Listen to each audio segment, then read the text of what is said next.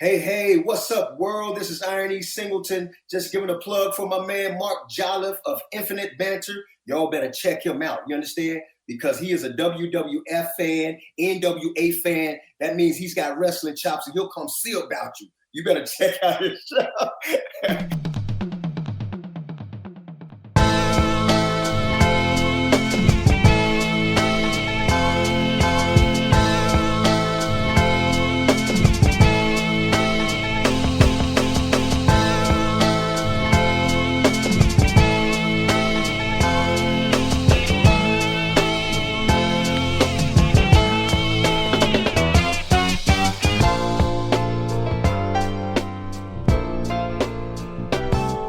Here it is, another episode of the Infinite Banter podcast. What is happening? My name is Mark Jolliffe, also known as DJ Soundwave. Big up to everybody who's been listening and reposting and all that. Always a big salute to you.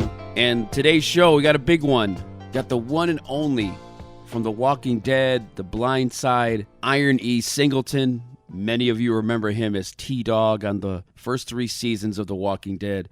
Really excited to have him on here. It might be, other than like a hip-hop artist, The Walking Dead might be the next like rung of where I get the most guests from. So I'm definitely excited to talk to anybody from that show, and I've had a good run every year. It seems like I get at least one person on here, and they've always been accommodating. I can't say nothing but great things about everybody that's been on here that was associated with The Walking Dead. So big thanks to them. And yeah, IronE's coming out. We're going to talk about his time on The Walking Dead and so much that he's got going on coming up.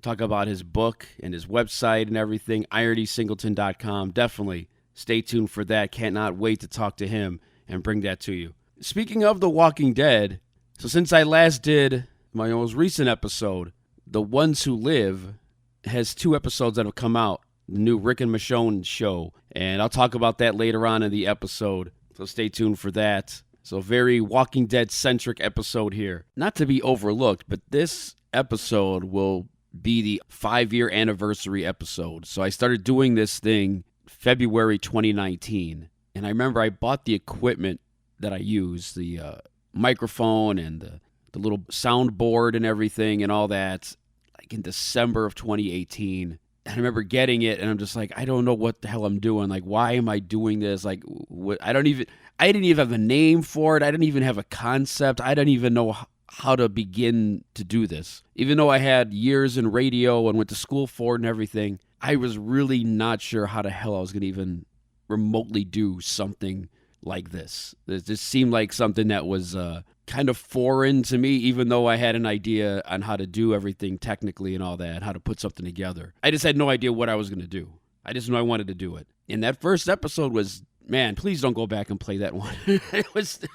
I'm afraid to ever press play on that thing. But I didn't know what I was going to do. I just knew one day, I just said, you know what, just press record and just do whatever, and you're never going to get to do these on a regular basis if you don't do one first. I know it sounds like some cliche shit, but it really is. If you don't do the first one, you're never going to do a second one. And I struggled just coming up with an idea for the first one. And then the next thing I know, I'm trying to do something. I did it. And then it's like, okay, where do I put it? And, what do I call this thing? And how do I distribute it? How do I promote it?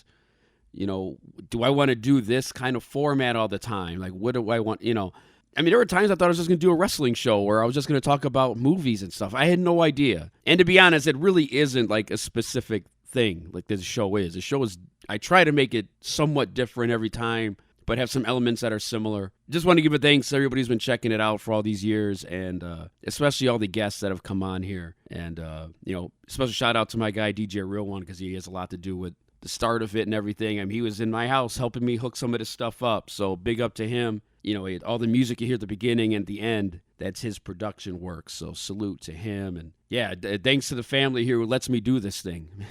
It's one thing if I was, some single dude living at home. I'd be making episodes probably every damn day. Now it's just I really got to find time and pockets where I could record and edit and produce and put together and all that. So it's a challenge. And anybody who does this, or does anything for that matter, that's not like a job, it takes time and you've got to focus on it. So to do something like this for 5 years, not trying to pat myself on the back here, but it's definitely been a lot of work, but it's not the kind of work that makes me hate it or want to stop doing it. It definitely is never that. So big up for everybody for checking out this show, and it's definitely been a lot of fun doing this show for 5 years, and big salute to all of you guys who have contributed and listened, reposted, all that. Big props. But before we go forward, we always go back, and before we start talking to IronE Singleton and talk some Walking Dead stuff, among other things, Pamela Davis Nolan was on the last episode, and she was talking about her new short film, Room for Dessert, that's coming out soon, which stars Theodis Crane from The Walking Dead and Carrie Cahill, who is a producer on the film, and both of those two actors appeared on this podcast, and of course, they're both on The Walking Dead. So a lot of connections here. But let's play a flashback from my conversation with Pamela Davis Nolan about Room for Dessert, her upcoming short film. Here we go, flashback on the Infinite Banter podcast. It's a message, it's a movement, it's not just a film. I didn't do it just for fluff. I'll be honest with you, in 2015 I was fighting cancer and I was losing the battle, but I had been commissioned to write the play, and I was like, I'm going to do it come hell or high water. So I propped up in my bed and I wrote it because I thought it was going to be the last thing that I was going to ever write in life. So this was going to be my offering. I was not going to leave here without that message because I still was waiting for a change. So I had to leave that message. Well, I made it, and I'm on the other side of the cancer. I survived. That's great. I fought it, I won, and now I have to do this because in my personal opinion, it's why I survived. If you've not had a chance to check out that episode of Pamela Davis Nolan, I urge you to go back and listen to it. Had a great time talking with her about, the scene down in New Orleans as far as filmmaking and everything, and some of the projects she's done in the past, and really, really excited about this Room for Dessert when it comes out. Definitely will share with you guys ways to find it once it does get released and comes out. But I think it's going to be something that leaves a lasting impression on everybody that sees it, and it's definitely timely for everything that's been going on the last few years and then some. So big thanks to Pamela Davis Nolan. Make sure you go to novakvideo.org and follow everything they're doing and keep up with the project and see how things are progressing. All right, let's get into it. Today's episode, we've got the one and only IronE Singleton, a.k.a. T-Dog from the first 3 seasons of The Walking Dead. Got so much to talk with him. We actually get into wrestling and hip-hop music. It was pretty fun. I love doing interviews like that where it kind of begins one way and kind of veers off, and that's what I like, man. It doesn't have to be a bunch of formulaic questions, so that's my favorite kind of interview to do. So we'll talk to him about his time on The Walking Dead and then some. Like I said, later on in the episode, I'll talk about the first 2 episodes of The Ones Who Live, the new Walking Dead spinoff starring Rick and Michonne. Got some thoughts on that. I'll try my best not to spoil it, but I don't know how I can do that. But stay tuned for that. And as well, I've got a story interaction. Wrestler Virgil passed away recently, and I have met him one time, and I wanted to kind of give like a quick little tale of the time I had an interaction with him at a comic book convention some years back. So stay tuned for all that. IronE Singleton's coming up next, but before we do anything, remember, this is the Infinite Banter podcast. You can find it on all platforms. Rate and review the show on Apple Podcasts, Good Pods, Podchaser, places like that. Check out the Spotify playlist, the poll questions on there. There's a YouTube channel at Infinite Banter podcast on all social media. So without further ado, let's get into it. IronE Singleton, he's here. We're going to talk about some Walking Dead and then some. But before we do anything, as always, the show never begins until the one and only DMC gets on. He says this, and then the show begins. Yo, what's up? This is me, DMC, the K-I-N-G, the greatest MC in history. And right now, you're listening to Infinite Banter, because we will banter on forever, because this is the only place for all of y'all to ever be. I be Infinite Banter. You're tuned into the Infinite Banter podcast. I'm Mark Jolliffe, and I'm really hyped to be joined by my guest. You've seen him in movies like The Blindsided and Seeking Justice, but many of us will always remember him as T-Dog during his time on The Walking Dead. Welcome to the show, speaker, author, actor. I'm probably forgetting some other things too. The one and only IronE Singleton. What's up, man? Hey, man, that's an intro, brother. I appreciate that. Oh, good. I try to bring it every time. I was telling someone recently that I grew up watching wrestling, so it's always about letting people know who's coming down, to do the, do the thing. You know what I mean? Let them know who this is. Give them all the info. So. Yeah, like Mean Gene. Okay, NWA or WWF? Which one? Oh, Which one man. Okay, so you got me on the spot. I definitely grew up with WWF. And I know AWA okay. was the better, company, but WWF pulled all the wrestlers from AWA, back then. But yeah, definitely grew up on WWF. From? Chicago. Where you from? I'm in Chicago right now, too. Grew up here all my life, yeah. Gotcha. Chi-town, man. Yeah. NWA was my thing, but I was into all of it coming up, though. But NWA, I think NWA got more playtime in the South. Oh, yeah, for Georgia and places like that, right? Oh, for sure. Yes. Oh, yeah, man. But I loved it all coming up. Yeah, it's hard. I mean, I'm my mid-40s, so I grew up on obviously the Hogan era, but Roddy Piper, Ricky Steamboat, Junkyard Dog, all that stuff. So that's my era right there, man. You saw Roddy Piper's transition from good guy to bad guy, right? Yeah. I took that stuff so seriously, man. But the thing, Mark, I just remember the match between Tommy Rich, but this is NWA, right? Tommy Rich and Buzz Sawyer. Oh wow. Rivalry? There's some old school names you just brought up there. Ooh, man, that match traumatized me, Mark. I bet. Because I saw all the blood and everything. It was a cage match. And the blood was everywhere. And I was like 8 or something. I was like, oh my God, Tommy Rich. It was Tommy Rich. We love Tommy Rich. Right. Man, he had blood everywhere, man. That was rough for me to watch. Well, as a kid, you don't really know, right? It's like, is this real? Like, is this a movie? Because I remember my uncle told me, oh, it's ketchup. I'm like, oh, okay. I believed him.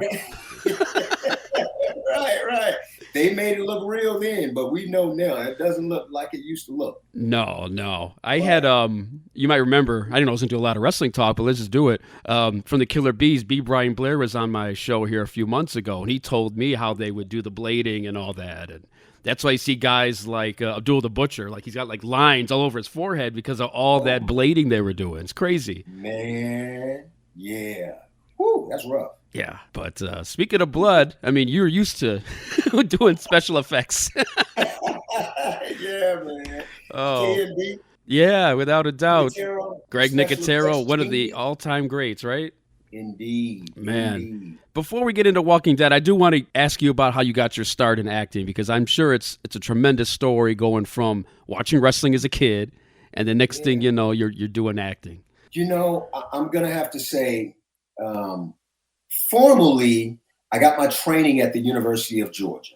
I studied theater and I double majored actually. So I picked up a speech communications major because I had one more year of football. So I said, I don't want to waste it by picking up just taking random classes. I want something that's going to contribute to my career as an actor. So it was speech communications I picked up to go with it. That's my formal training. I had 4 years of studying, but then my informal training came from my years in high school of playing sports, football, basketball, baseball, swim team. I was on a dance team.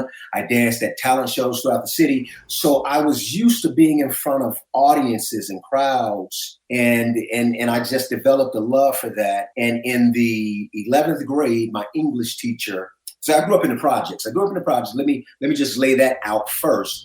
Right. And so my 11th grade teacher said that I had a good speaking voice, and she wanted to enter me into the oratorical contest that commemorated the life of Dr. King. It was called the I Have a Dream speech. And so she wanted me to write a speech and perform it. I performed it. And in my speech, I said, my dream is to become an acclaimed actor on the big screen so that I can impact and affect millions of people around the world positively. Wow. And she gave me my paperback, Mark, and she said, yeah, basically to paraphrase, she said, you're from the projects, you're poor, there's no way that's going to happen. But she thought she was looking out for my best interest. Right. Because she didn't understand that the vision I had was not the vision she had. But given that I was a teenager living in the projects, she thought that her thinking, her experiences superseded mine and were more important. She thought that she had a better grasp on, what I should do with my future and with my life. Did that help motivate you a little bit too? Hearing somebody kind of say your ceiling is this, like you can't go beyond this, or? Yeah, you should never tell me what I can or can't do. There you go. I realized that early on because I think that was part of what my motivation was to get into Rocky and actually develop a love for it. And basically that's the greatest movie ever made. And, Rocky, I can't deny that. That's one of my favorites. To see the ultimate underdog accomplish such a major feat told me that I can do whatever I want to do with my life. And so when she said that, it didn't crush me. I don't think nobody's ever been able to crush me. I was like, okay, that's her opinion, but I already know the vision that God has given me. I already know. So that's what I wanted to do. And once I graduated from high school, before I went to Georgia, because my grades were not good enough coming out of high school. So I ended up going to an HBCU at Kentucky State where I played football. They offered me a scholarship, which I didn't get. I didn't get the athletic scholarship, but I got the presidential scholarship because I worked so hard and got the good grades. But I didn't appreciate the coaches promising me a scholarship and not giving it to me. And I always wanted to play ball at Georgia. So I got a 3.8 GPA there. And so I was able to transfer into Georgia. And once I transferred into Georgia, the rest is history. Man, well, first of all, thank God you didn't talk like Rocky. So that helped you. Yo. Look, I had my own dialect. I bet you did. He had his dialect. Right. And I had my dialect too, folks. There it is. Yeah. IronE Balboa. Right, there it is. What position did you play in football? What did you play there mostly? In college, well, in high school, I played middle linebacker, and I played, offense, running back, tight end. I played different positions. I played a lot of stuff. When I was in college, my first year at Kentucky State, I played strong safety. Then when I got to Georgia, I went to DB. So I was DB for 2 years. Champ Bailey and his graduating class. Yeah, when they came in, they were deep. There was like 12 DBs, and they were all 4 or 5 stars. I said, let me switch to running back. Right. So I immediately switched to running back, and I was behind Robert Edwards and Orlandis Gary. Wow, man, you're just naming some players right there. I remember Orlandis Gary, right, with the Rams, right? Or no, the Broncos. Well, yeah, Orlandis played for the Broncos. And, right. Robert Edwards was drafted by Miami, but he went to the Patriots? Pro Bowl festivities. Yeah, and he got hurt, right? And he got hurt playing sandlot football, and that ruined his career. Oh my God, I remember that. That's crazy. And he had a real promising career ahead of him too. Oh, for sure. Wow. One of the best backs to come out of Georgia. Yeah. Wow. So you were on that same team. That team did they lose? How good was that team? Our squad was mediocre, unfortunately. Even though, Bobo was a good back, he was our quarterback, but he wasn't a great back. But he's our offensive coordinator now at Georgia. And Kirby was there. I played with Kirby. And so Hines Ward, they were back and forth. Hines and Bobo, they would switch. So sometimes Hines would play quarterback, Bobo would play. So we just didn't have much stability. And then Ray Goff, he coached me for 2 years. And then Jim Dunnan came in for my other 2. So we didn't have much stability. That's crazy. See, I had no idea. I didn't have wrestling or football on my list of things to ask you about. This is awesome.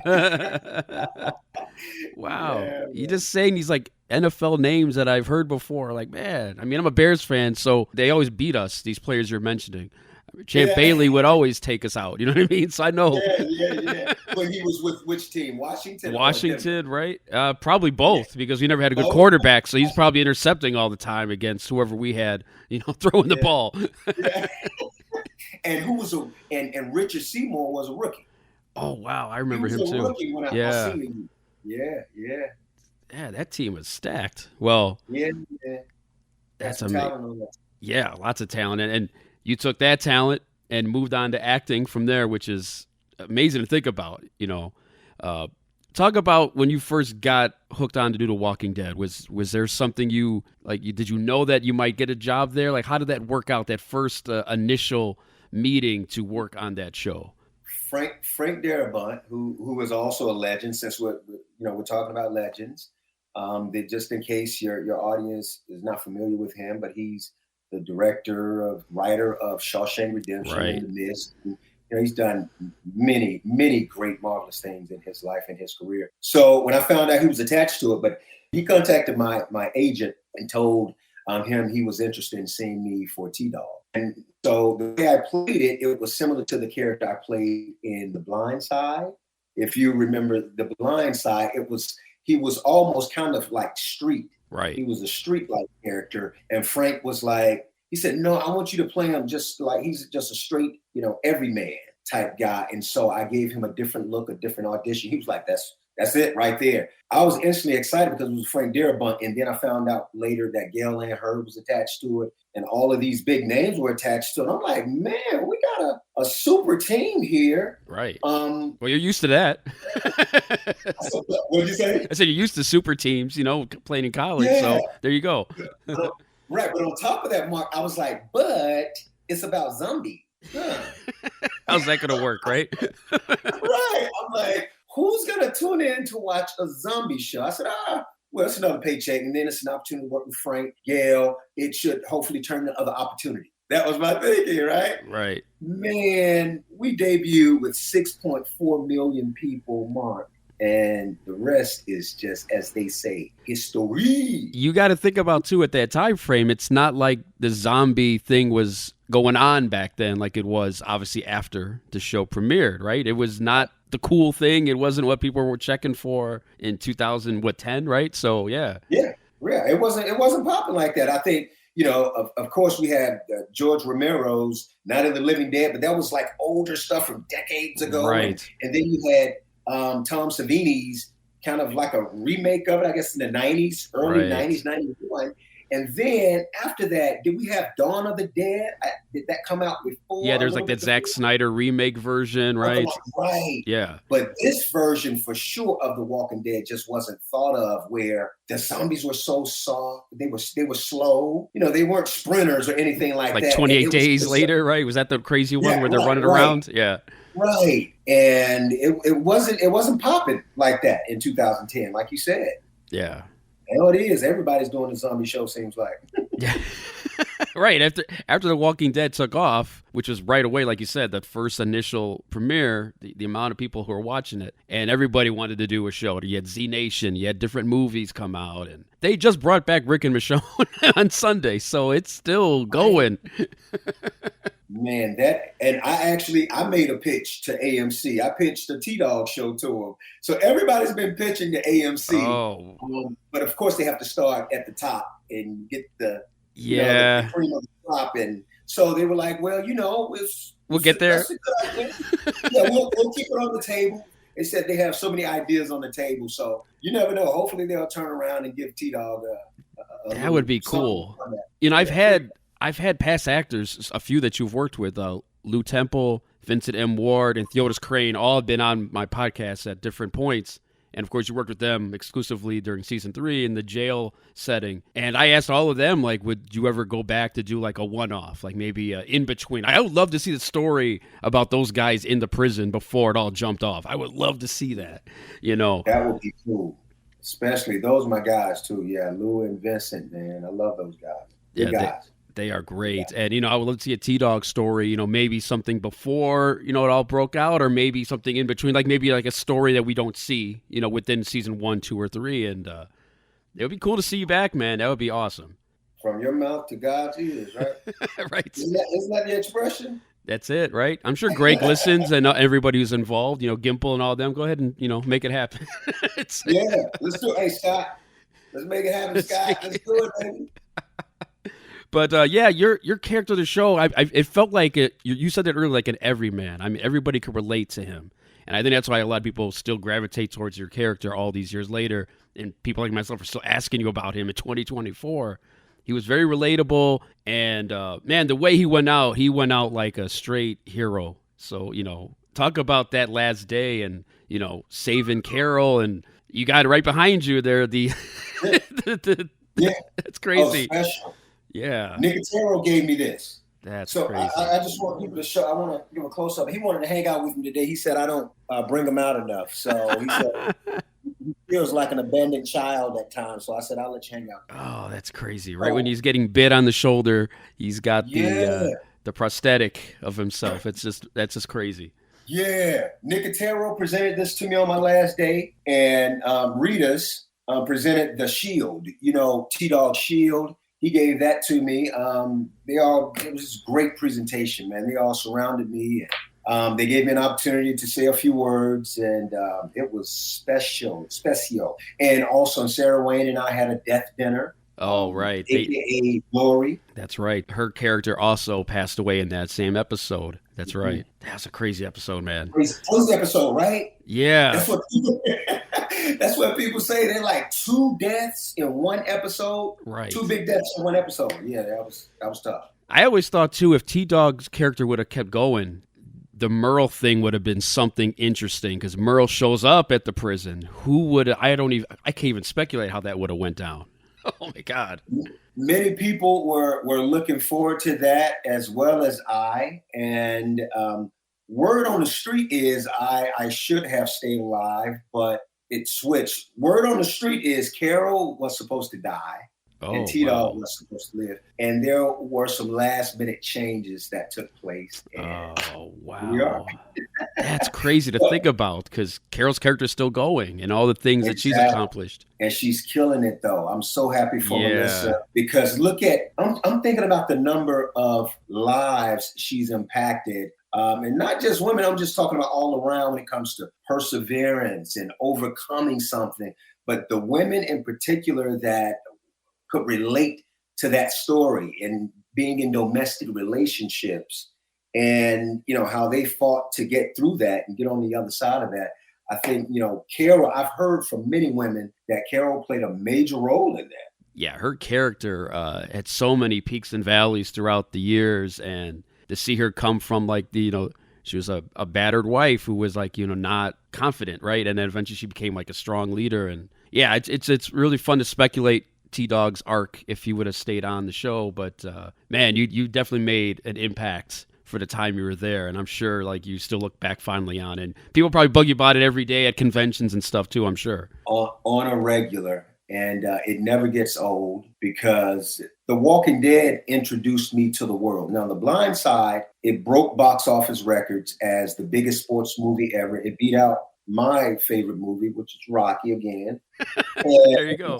Yeah, and it beat out Rocky at the box office. So The Blind Side was a huge movie, but it wasn't as huge as The Walking Dead. So a few people around the country, around the world saw The Blind Side, but way more than a few people watched The Walking Dead around the world. So I could go to different parts of the world and people would scream out, Tito, Tito, Tito, all kinds of accents and everything, Mark. So yes, beautiful thing. You've heard it all. Man, and you brought up The Blind Side. Talk about Blindsided by The Walking Dead. Now that's something you've done, and I'm really curious for people who are not familiar, let them know about that. Blindsided by The Walking Dead is my book.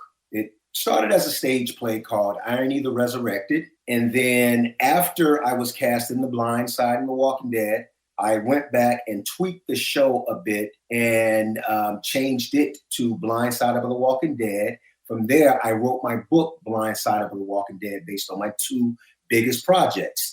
It details my life story of growing up, like I said in the projects, destitute, running the streets, selling drugs, carrying a pistol, living that whole life. What that life entails, I basically lived it. My mom, she was addicted to crack. She was an alcoholic. I lost her at 18 years of age from HIV complications. So she died from tuberculosis due to her HIV status.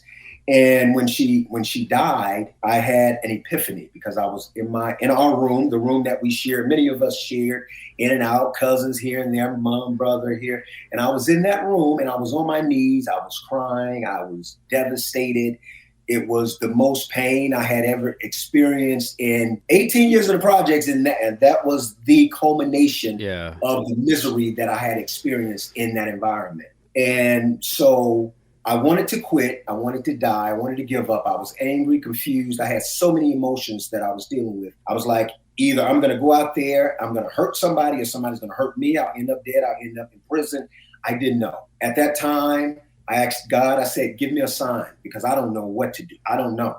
And a car came around the corner on the street where I lived, and the headlights came through my window and reflected off my wall, and it illuminated my room. And it was an epiphany that one would probably never experience again in this lifetime.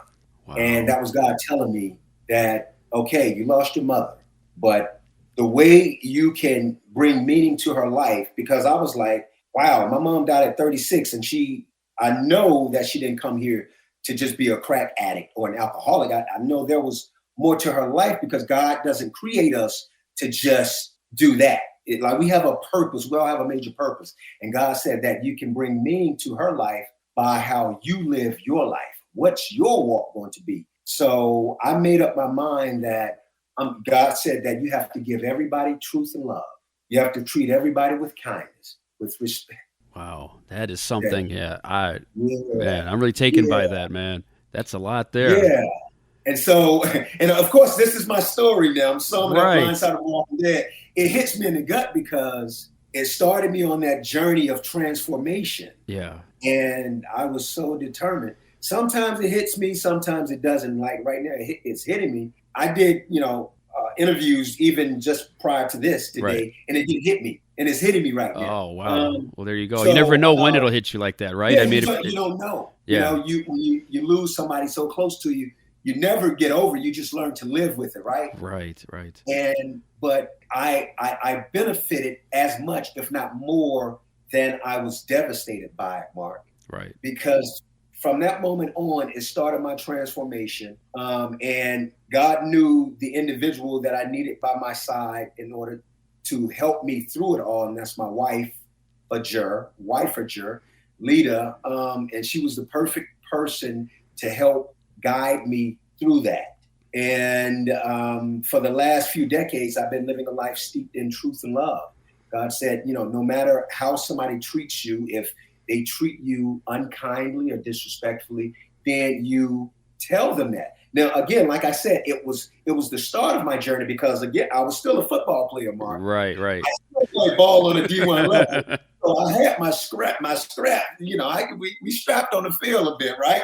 There you go. We had our battles on the field, but that was all in fun. That was all about the camaraderie. You know how the football goes. That helped us to bond. But outside of football, and then when football was over, it was just respect, kindness, love, everything. And I felt so fulfilled, Mark. I was like, so I'm living to bring meaning to my mother's life. I was like, there you go. This is it. And I said, if I don't do this, then I want to die. I said, if I don't continue on this path throughout, then I would rather for it to all end, because it would make this meaningless. It would make my life meaningless, Right. So, man. It turned into the block. Okay, 10 years, I graduated from college. 10 years later, I got an agent. It took me 10 years to get an agent. I got that agent. Weeks later, I was auditioning for The Blind Side. Wow. Talk about being blindsided. I mean, literally, right? It's crazy. And within a year of that, I got The Walking Dead. So I tell that story in my book, and I tell that story in my one-man show. It's my number one book. And I don't think I guess I am being biased about it. It's me, it's my book. Yeah, go ahead.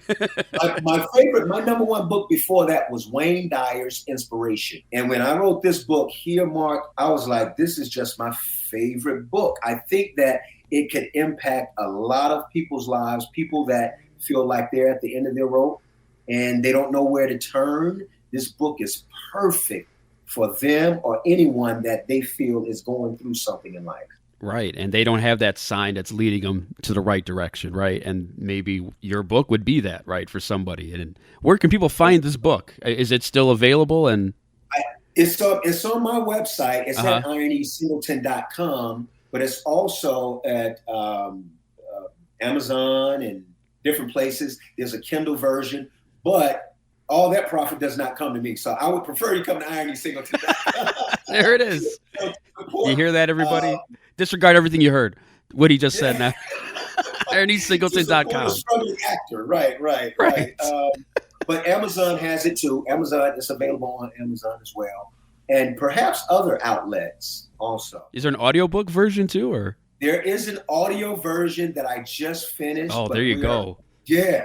I just finished that thing, Mark, a few months ago. That's we're what's in the up. process of editing it and putting it together. Oh, see, there you go. For those of you who don't like reading, or you're in your car too much, you could have IronE read these tales to you. It's awesome. Wow. Well, definitely before I let you go, I wanted to ask you anything else you want to promote and you talk about your website and everything. And also, you do music too, right? I rap. Yes, I do. I'm a Man, lyricist. so you have no idea. I'm a hip hop nerd, and I have a lot of hip hop artists on this podcast. I just had DJ Silver Spinner from Whistle on here a few weeks ago, DJ Lord Jazz.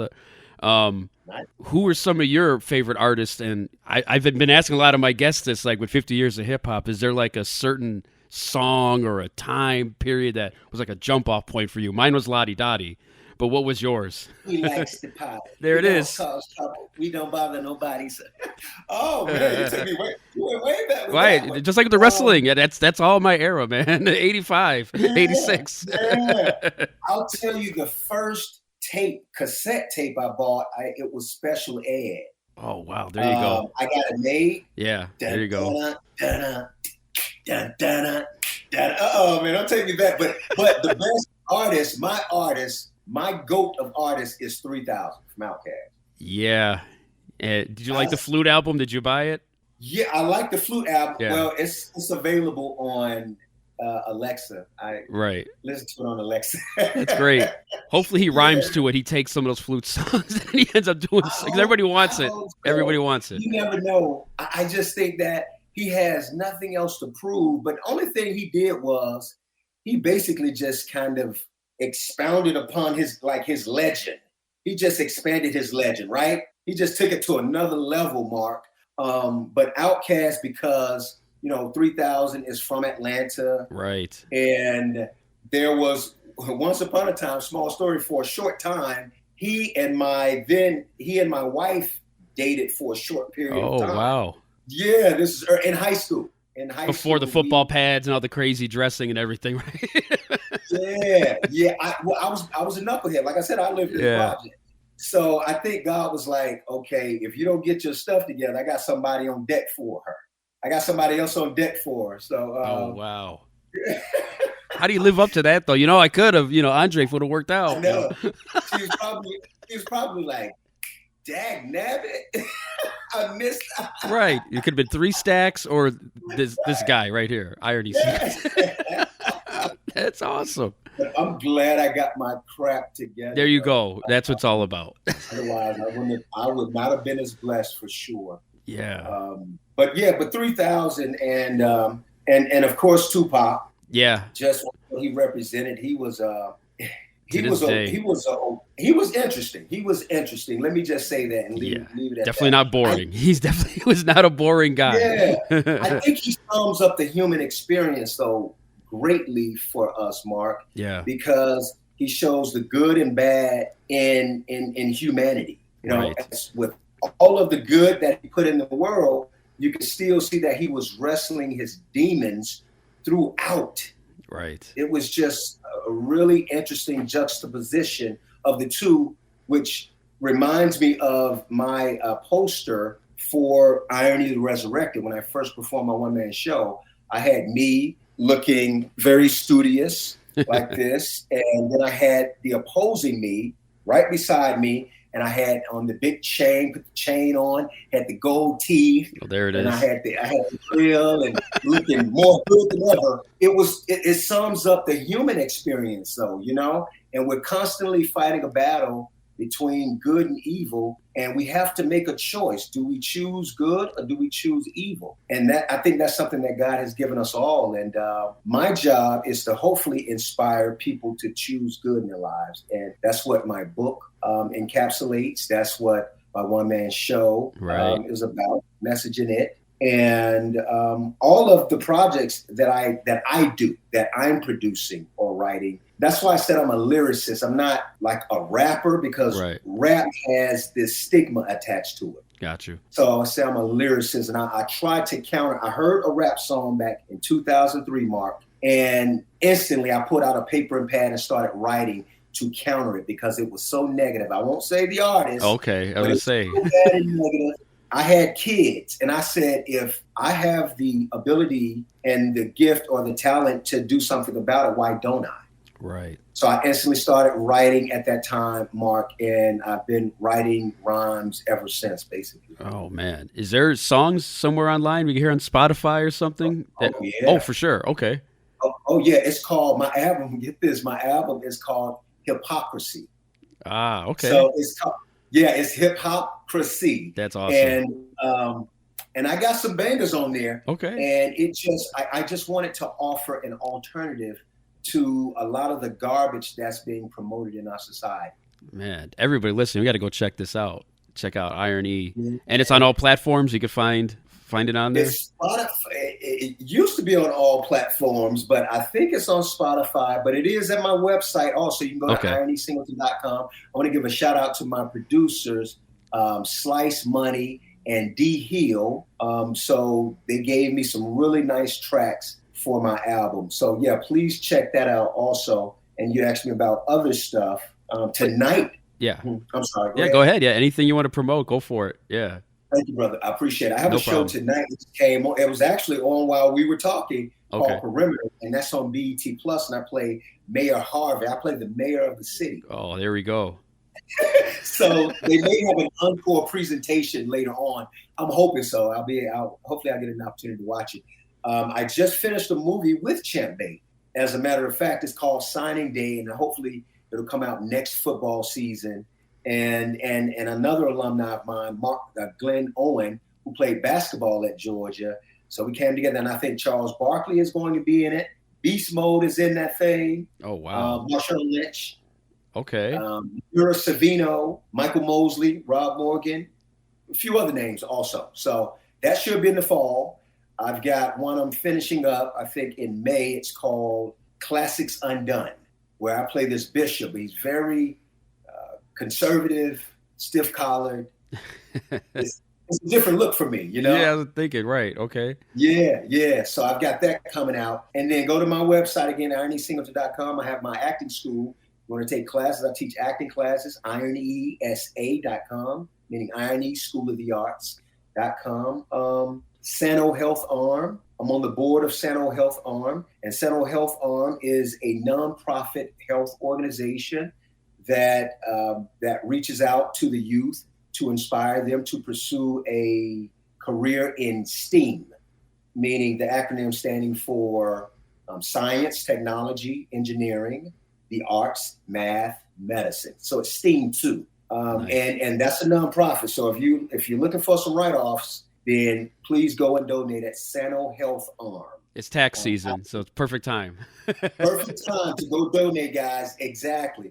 So probably a few other things, but yeah. A few other things.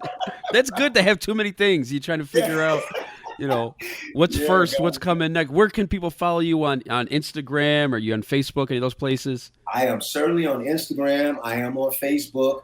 I am on Twitter, aka X. Not as much these days. Yeah, I'm right there with you. Right. So, and I do a little bit of LinkedIn, but Instagram and Facebook, those two are my main two. So follow me there. It's IronE Singleton. Just look up IRONE Singleton, and then and then type in Instagram or type in Facebook, whichever one you're looking for me.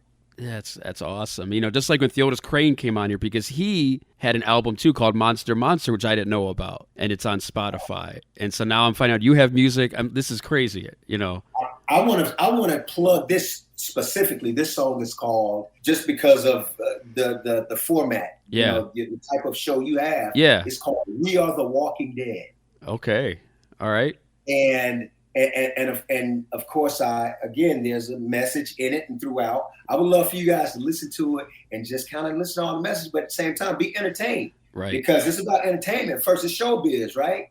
And so if you can incorporate a message into it, that's even better, right? But it's called We Are the Walking Dead. I did a performance in Canada with one of my bands, and that's on the internet. You can actually look that up. It's on YouTube. We Are the Walking Dead, and hopefully that'll inspire you to go get my album. There it is. If that wasn't a plug for you to listen to the album, I don't know what is. Hypocrisy from IronE Singleton. Man, thanks so much for coming on the podcast. It is an honor. I had no idea I'd be talking about wrestling and hip-hop with you, and that just made my day. And The Walking Dead, of course. That was the bulk of it. But, man. Man. Man, inspiring stories, and I know there's a lot more we even touched the surface of, but I know. man. But I thank you for having me on. I appreciate you, brother. I love you. I love your fans, all you guys. Thanks. You know, I generally end my interviews or with people by saying, just let's love each other, guys, because it's free. It doesn't cost anything to love each other. And guess what? And when you do that, you feel good. And when you feel good, your immune system is strengthened. There is a science to all of this, guys. If you put hate in the world, it's bad for your immune system. It weakens your immune system. You can actually get sick from hate. You can get better. That's why I've been coughing all week. All right, I got it now. I'm a hater. That's a funny one. Yeah, man. I'm gonna leave it right there. That's a baby. Nice. I love that. So I appreciate you, Mark. Man, thanks so much for coming on. And this man's a mayor now, so everybody listen. Go check him out. Harvey. Yeah, Harvey. That's great. Perimeter. Check it out. Yeah. Right. Love you, bro. Man, IronE Singleton, check out his website. Man, much respect. Thanks for coming on the show. Just big honor, man. Thank you so much, dude. All right, peace out. Big thanks to IronE Singleton. That was a lot of fun talking with him, and a couple quick things out of that. So, yeah, I have been battling a cold or something for I don't know, better part of 2 weeks, blowing my nose, coughing, all that stuff. No idea what I don't know. It's really been kicking my ass. And like he said, you know, when you start to treat people better, it's like medicine. Well, maybe I'm a hater because maybe I've been hating on that first episode of The Walking. No, I'm just kidding. We'll get into that later. That Ones Who Live show. But no, I don't know. Maybe there's something going on with that because I've been not 100% for a few weeks here. So something's in the air. I don't know what it is. And it's pretty ironic he talked about Outkast. I just got in the mail. So Super 7 is this company that makes these they kind of throwback figures. They're very similar to the old Star Wars Kenner 3-inch tall figures. And they've been making pop culture versions of them. A lot of them are music artists or, movie icons and such. And I've been buying the hip hop ones for the better part of, a year, I guess. And I just got the duo set of Outkast from the cover of AT-Aliens, and it's pretty damn awesome. Anybody who has that album, it looks like a comic book the way they did it. And these figures are, they're pretty damn cool. I'm on the fence on whether I should open it or not. I know you're not supposed to, but I kind of want to open them and play with it. I don't. What the hell's wrong with me? But if you haven't gotten them, check them out. Super 7 definitely owes me a sponsorship because I have bought at least 10 of these things from them. There's a Biz Markie one. There's the BC Boy Sabotage set. The Eric B. and Rakim Paid in Full. I've got a few of them. So what up, Super 7? Get at me. But yeah, that Outkast set is pretty cool. If you have not seen it, check it out. But big thanks to IronE Singleton. Make sure you go check him out at ironesingleton.com and follow him on Instagram, places like that.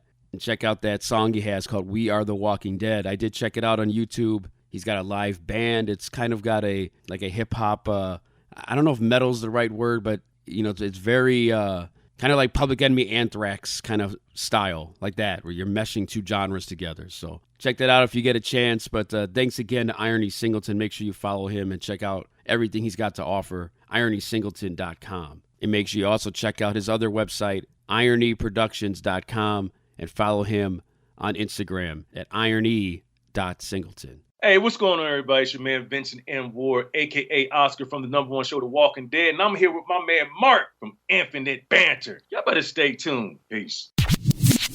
Time for you to leave, assholes. That is Kirk Casavedo telling me it's time to go, and that is exactly what I'm going to do. But before I get out of here, I had a couple things that I wanted to get into. So I had teased at the beginning that I had a Virgil story, as well as I wanted to talk about The Ones Who Live, the new Walking Dead spinoff show, bringing back characters like Rick and Michonne. And I'll do that first. So right here, if you don't want to hear any spoilers, I don't know how much I'm going to spoil, but I can't deny that I'll probably say something that you don't want to know if you have not seen it. So here's your chance. 3, 2, 1. That's it. Spoiler alert is over. So my first thought is finally there's a show that I'm actually getting into, because it's been a while since they've done anything that's gotten me excited to see the next episode or to see what happens next. It's been a while, and it might even be since Rick left, or at the very least, since the Whispers storyline. The first episode of The Ones Who Live was okay. The ending was really what was the greatest part of it. You got the Rick and Michonne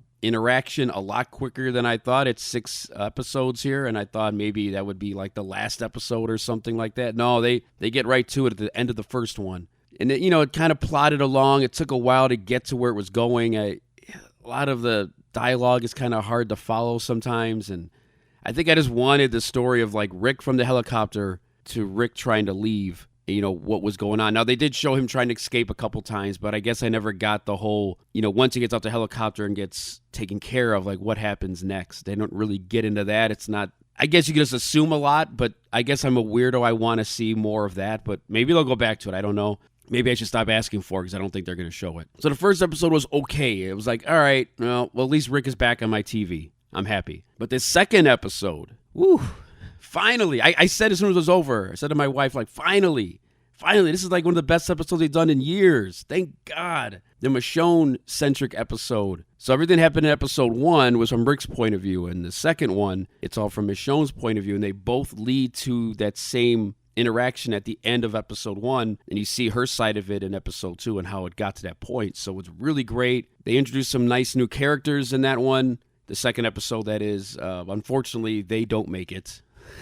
They are red shirts, apparently. I just want to say, I'm trying not to spoil it too much, but finally, we got a damn good episode here, and I hope that it leads to even more greatness going into the final 4 episodes of this season. Who knows where it's going to go? Will a Morgan show up? Will a Heath show up? You got Jadis at the end of this one, so there's some issues with her. If you remember, she's head of the garbage people who ended up joining Rick's gang, and then she's the one who got Rick on the helicopter at the end of his last episode. So just really excited. There's a couple good episodes, especially this second one. I think the second one was phenomenal. It's just been a long time since I've been this geeked about something that they've done. So definitely, if you're a big fan, go check it out. If you've been one of those that kind of like, I'm not really sure anymore, it's not that great, you could jump in here. You don't have to watch all the other stuff. The Daryl show is, whatever. The Dead City one was fine. You don't have to watch those. They're not connected here. So I just want to see Rick and Michonne on my TV again, and that's what I got, and I'll be happy with that. So definitely go check out the first 2 episodes, especially that second one. Damn, that second episode was really good.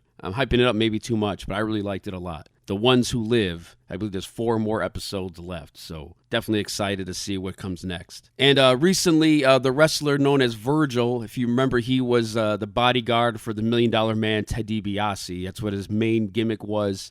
Eventually, he turned on DiBiase, and they had some matches together, and he passed away a few days ago, and I got to meet him once, my very first Comic-Con in 2004, the Wizard World convention in Rosemont, which is a suburb of Chicago. I went to that.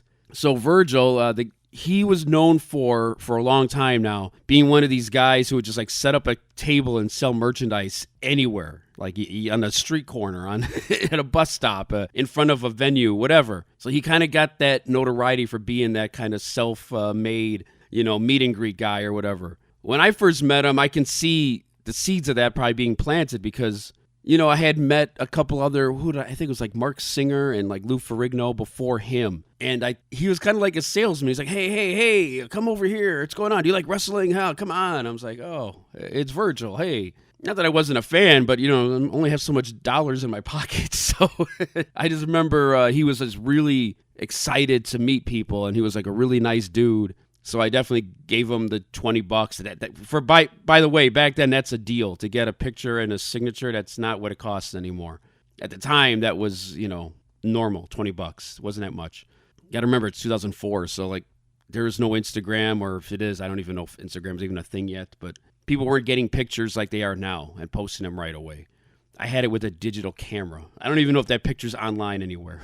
Me and Virgil, but it was really cool. It was just like everything you hear about him. How he's always excited to talk to fans and get them to do a meet and greet with him, and whether it was in a convention center or out on the street, at a train station, whatever. But now his storyline was really, really great in wrestling. How he went from being just kind of the guy who would get beat up at the end of a match for DiBiase to turning on DiBiase and getting that $1 Million belt and having a decent run there in the old WWF days. So rest in peace to Virgil. Just sad to hear that he passed away. He was only 61 years old. So definitely had a good time the one time I got to meet him, and he seemed like a really good dude. So, all right, that is it for me.